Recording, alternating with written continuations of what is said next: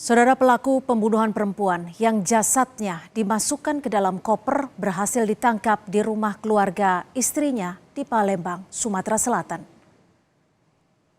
AA, pelaku kasus jenazah dalam koper, tak berkutik saat ditangkap tim gabungan polisi di rumah istri yang baru dinikahinya di Palembang, Sumatera Selatan.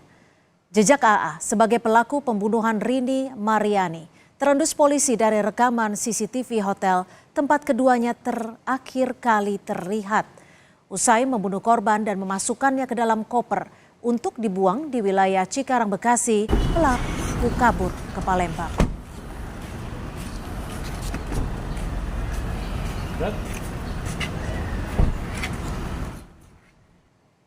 Sejumlah fakta mulai terkuak di balik pembunuhan Rini Mariani, perempuan yang jasadnya ditemukan di dalam koper di wilayah Cikarang Barat pada pekan lalu. Berdasarkan hasil penyidikan sementara, korban merupakan kasir dan pelaku adalah auditor internal perusahaan. Fakta lain yang ditemukan penyidik, setelah membunuh korban, tersangka menggasak uang sebesar 43 juta rupiah milik perusahaan yang hendak disetorkan bank oleh korban.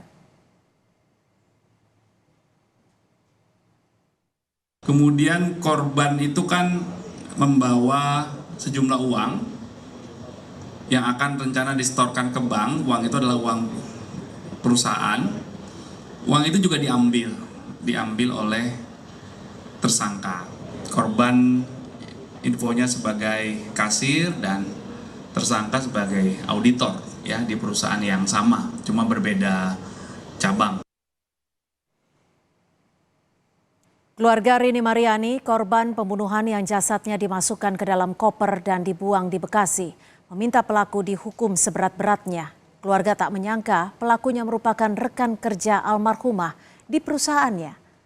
Bahkan keluarga sempat bertemu dengan pelaku saat mencari tahu keberadaan korban saat hilang kabar. Kepada pihak keluarga, pelaku sempat menyarankan agar tak melapor ke polisi. Sementara suami korban meyakini pelaku membunuh sang istri karena ingin menguasai uang setoran korban sebagai kasir perusahaan. Atas perbuatannya, keluarga minta pelaku dihukum seberat-beratnya. Kalau dari pihak keluarga sebenarnya sangat berharap tuh pelaku dihukum yang seberat-beratnya. Kalau bisa sampai hukuman mati ya, hukuman paling tertingginya.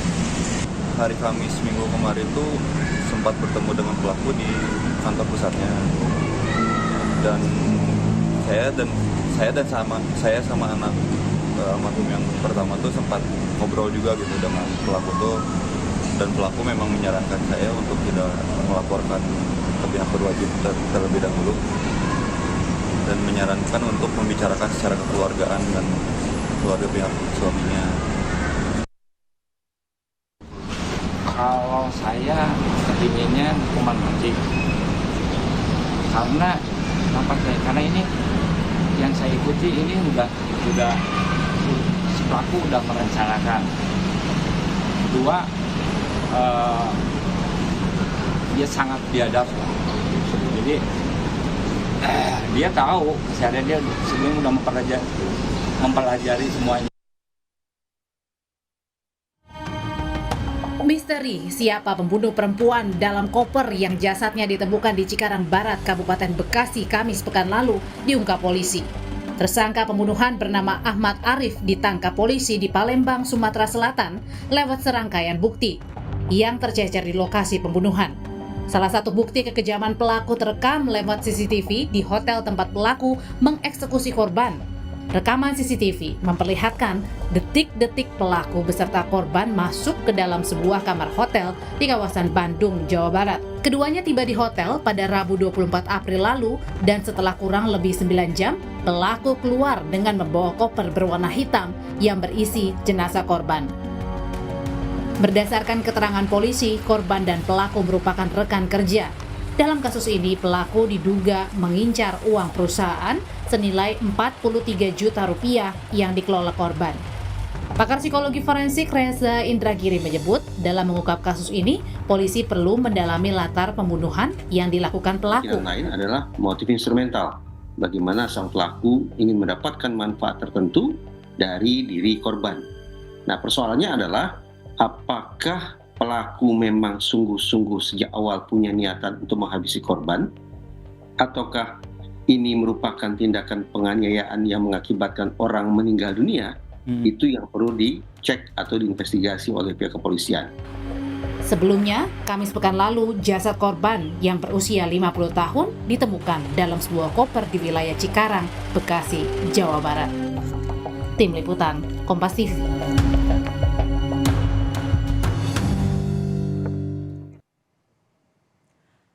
Pendalaman masih dilakukan polisi untuk mengungkap kasus pembunuhan yang jasadnya ditemukan dalam koper. Lalu apakah motif uang menjadi alasan utama tersangka menghilangkan nyawa korban? Kita bahas bersama kriminolog UI Hanifah Hasna. Selamat sore Mbak Hanifah, terima kasih sudah bergabung bersama kami di Kompas Petang. Selamat sore Mbak Cynthia. Ya, Mbak Hanifah, ini kan polisi mengungkap korban membawa uang kantor yang ia kelola selaku kasir saat menemui pelaku. Apakah sudah bisa terungkap jika memang motif pembunuhan adalah ingin menguasai uang yang dikelola korban? Ya, baik. Jadi sebetulnya motif itu ada dua ya, seperti yang disampaikan sama Bang Reza tadi itu. Yang pertama emosi, yang kedua adalah instrumental. Instrumental itu kepemilikan terhadap, antara lain isinya adalah kepemilikan terhadap segala sesuatu gitu ya, baik kedudukan maupun ekonomi dan lain-lain gitu ya. Nah ini harus diketahui adalah apakah sebelumnya memang ada hubungan tertentu atau tidak sama sekali, hanya murni masalah ekonomi atau masalah uang. Karena kan kita tahu di balik itu semua polisi juga sudah mengungkap bahwa si pelaku ini mengambil uang itu untuk membiayai pernikahannya gitu. Jadi ini harus diungkap lebih jauh. Mbak Hanifah, ini kan pelaku juga sempat menutupi kasus ini kepada keluarga saat keluarga mau mencari korban dan juga dikatakan lebih baik tidak melapor ke polisi. Ini apa yang dilakukan pelaku? Apakah memang sudah ada niatan untuk mengaburkan motif pembunuhan? Sebetulnya ini juga yang harus dilakukan atau diungkap oleh polisi. Tapi menurut saya dengan dia mengajak korban itu ke suatu tempat, dengan dia menyiapkan tempat khusus untuk menyimpan jasadnya, ini sudah termasuk dalam kejahatan terencana gitu ya. Lalu setiap pelaku itu sudah mengukur tujuannya siapa, targetnya siapa, apa yang akan diambil. Yang ketiga itu sumber daya, kekuatan dari korban itu maupun kekuatan dari diri sendiri. Selanjutnya adalah resiko yang akan dihadapi. Nah, resiko yang akan dihadapi inilah yang membuat pelaku itu bisa membuat skenario baru untuk menutupi perilaku jahatnya tadi itu.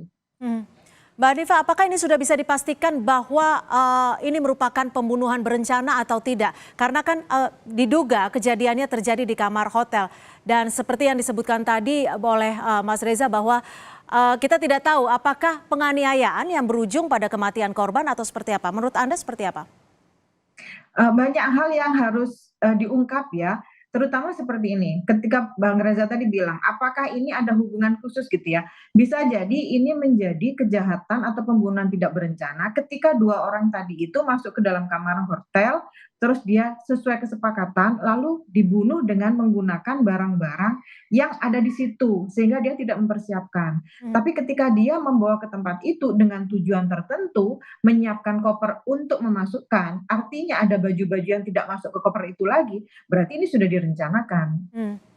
Mbak Hanifah, terakhir, ini kalau kita lihat dari rekaman CCTV, tampaknya terduga tidak melakukan pengancaman saat itu karena dilihat dari korban yang dengan sukarela masuk ke kamar hotel.